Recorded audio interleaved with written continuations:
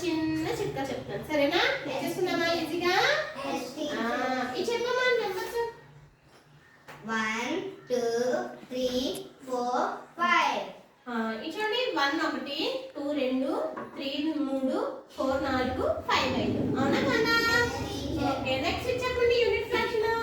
1 అంటే 1, 1/2 అంటే ఒక దాంట్లో 2 ముక్కల్లో ఒక ముక్క. అవునా కదా? 1/3 అంటే ఒక యాపిల్ 3 ముక్క.